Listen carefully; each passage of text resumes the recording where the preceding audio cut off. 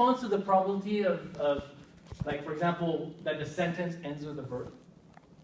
Right. So when you build your model, you will kind of more or less need to record kind of what is the probability of a verb or a noun or any part of speech ending the sentence. Right. And the best way to model that is to introduce a kind of new part of speech that corresponds to basically, and either that correspond both to the beginning of a sentence and to the end of the sentence, to say like, Okay. this is part of speech that doesn't correspond to any word. It's just for me to kind of, for the models to be. Yeah. So this, I mean, There are many ways of, so it's kind of an accidental implementation. You can implement it in many, many ways without actually having an explicit S marker, but it just simplifies some things to add it that way. yeah, I think the fact that C6 only has one possible output obscured that a little bit. But Yeah. if you So have- if we add a C6 here with probability, what have we not used? C4, C3 we both used. C5 with probability 1, that's unhelpful. Let's say that we change this C5 to a C6. Right? With probability 1/10. So would this mean training? Would this kind of constitute to training hidden Markov? That's not training, that's using it. That's using it. Right. Training is getting these probabilities. Mm. That's what. Once you have these probabilities, you can say, if I see C1, C3, C4, C6, what is the probability? What is the most likely sequence of states that I've seen? Any advice for training? Just like So training is just looking through your training data and extracting what those probabilities are. How often? What is the probability of going from an X to an X? So in your data, how many times you have an X following an X out of all the possibilities? Oh. So out of an X followed by something, how often is it X followed by an X versus X followed by Y? I see. Accumulated the statistics, you get a probability out of it. But You don't necessarily need to frequencies. consider the previous steps. You just plain No. go for everything that has. Yeah. And in fact, the reason why you don't need to look at the previous step is because you're building a Markov model. Yeah. So like the Markov probability says, you don't care how you got to it. You just said, if you see an X, what is the probability that the next thing is an X, a Y, a Z? Mm-hmm. How does the Markov order play here? How does the what? The Markov order playing with the training. yeah, the probabilities that we're using is essentially the Markov model. Yes. That's what's learned. No, I mean Markov order. There's a function that we need to implement called train HMM. Yeah. Right, and one of the parameters is called the order. It says the Markov order, the number of previous Oh. part of speeches. That's the number of steps that you look back. Oh. So an order one, a unary or an order one, when you look at one step back. You know, Oh, right. order It's two. the, are you constructing the probability from going from X to Y, or also the probability of going from X and Y to Z? Right. Mm. So So if it was 2, then we would have to do X, Y, and Z.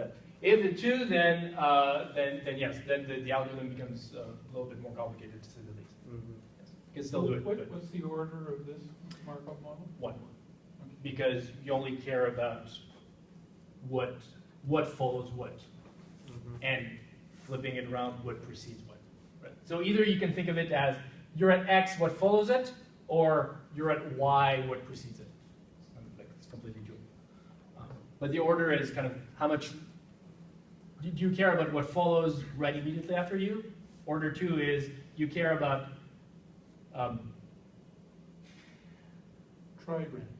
Trigrams. Yes. Order 2 is trigrams, order 3 is quadrigrams, and so on and so forth. Once you have order 1 precedes and follows, kind of, they're both equally easy to understand, to explain. If you're at order 2, it's slightly easier to express it in terms of what precedes it, is in kind of the probability of ending up in Z depends on the probability that you were at Y right before and the probability that you were at X the time before that. So kind of order 2 is easier to express in terms of like precedence instead of following, just because it's, yeah. And essentially that. Is it, if you want order 2 is, you need to look at pairs of states, and you say, what is the probability if you're at state X, and after that you move to state Y, that after that you move to state Z. That's order 2. Order 3 is, you're at state X, and After that, you move to state Y, and after that, you move to state Z.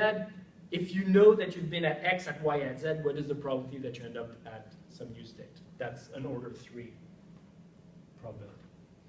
So that's not for the simple algorithm. It's like later on when that's for different orders, or for the part of the question where you get to improve the accuracy of your model. Then you can actually start playing games, either in terms of smoothing or so on and so forth. And kind of the order is information that you can use to perform smoothing onto the basic hidden Markov model. Just so I understand. Sure. Like, when you change the order, you change the probabilities that you learn from the corpus. It is, I forgot, I don't know exactly how Eric intends to use order in that homework. I don't know if it's that precise. I think it's there, it's the, what information are you extracting from your training corpus? Yeah. Or you're looking, so if you're at order 3, then you're looking at, the order 2 is slightly easier, like you're looking at trigrams, sequences of 3 things kind of in a row. And you're somehow extracting the frequency, the probability information for that happening, and kind of somehow capturing it in your models. Generally in the smoothing, phase, Yeah. Okay. in some form or another. Right.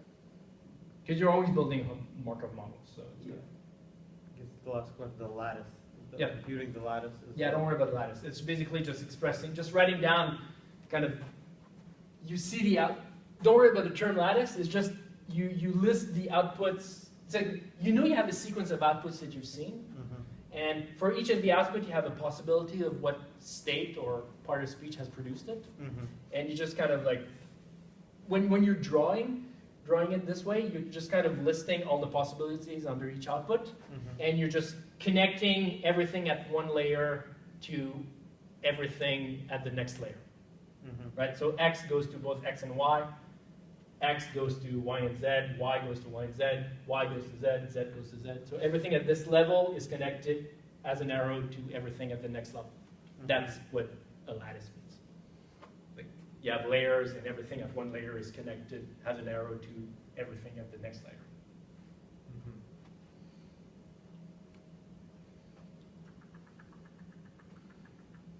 So how do we deal with unknown words? So we've kind of calculated C1 to C7, but what happens when you want to do C1, C3, C9?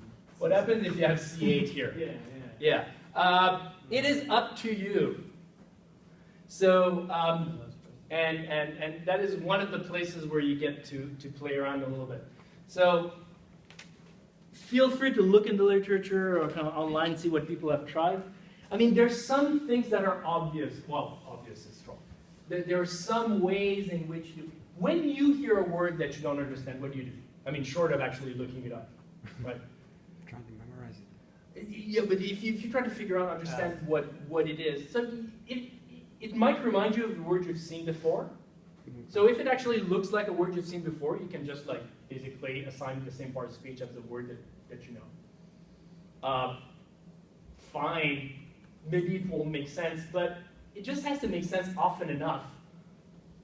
I mean, the word is unknown, you're stuck, right? So like either you just raise your hand and says, I don't know what this is doing, and that's a perfectly fine answer, it's just not very useful.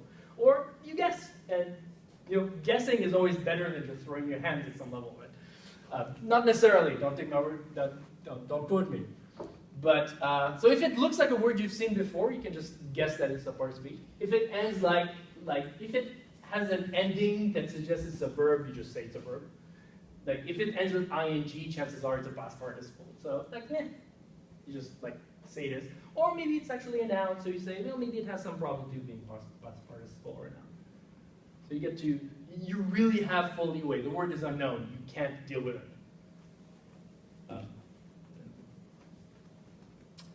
See what you can do. I think that's the open-endedness of that particular question is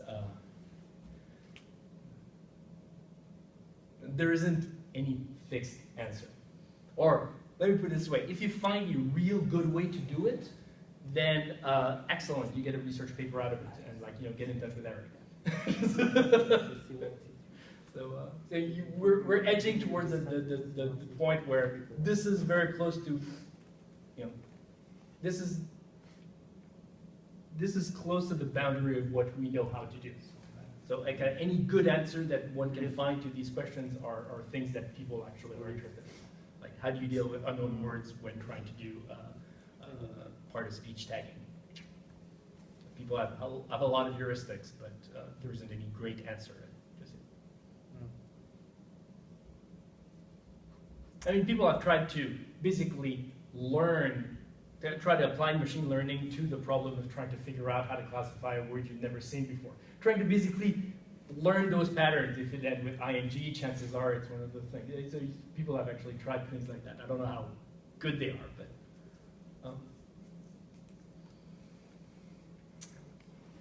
The natural language processing, it's one of those weird areas in the sense that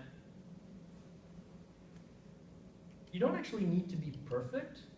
You only need to be as good as your average, in this case, like English speaker, right? And that's going to be essentially considered a success. I mean, not everybody understands everything that everyone says anyway. So it's kind of, so that provides actually an incredible amount of leeway. Just, you know, some stuff people say and write is actually completely ambiguous. So it's like, you know, you don't have to have a better answer for those kind of sentences than your random person on the street has. That's kind of, so it's either frustrating or liberating depending on your personality. But so yeah, so in particular, how to deal with unknown words, an excellent question. At what point should we stop working on it? I guess when you're sick and tired of it. I know that Aaron gave you some guidelines in terms of like what we're going to consider in terms of grading, as in like, you know, if you hit the 90% accuracy, then you Well, get I full think point. it says here 100% equals 50 points, 90% equals 45 points, etc. Okay, so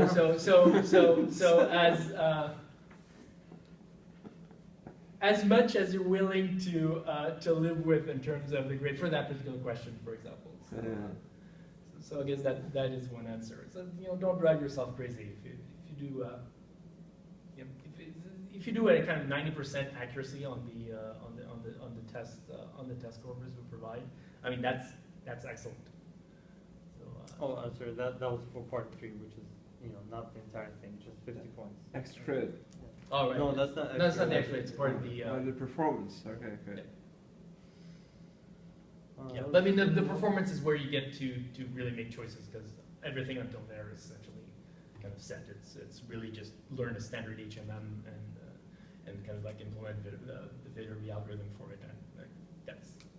I was thinking more in terms of There's no choices. the optimization. But yes, in terms of the optimization for performance, like however much you're willing to spend time on to get as close as the accuracy as you want to achieve. I mean, the closest you get to 100%, the more work, unless you're lucky or you just happen to kind of find a heuristic that works really well.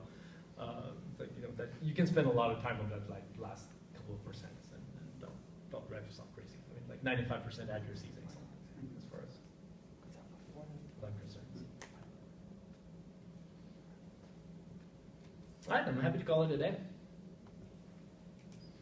Do you know when we're gonna have a final? What date?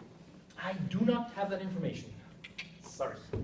I don't believe I've seen it. So, as in, that information has not come across my desk. Is it likely to be the same time, day and time as our class?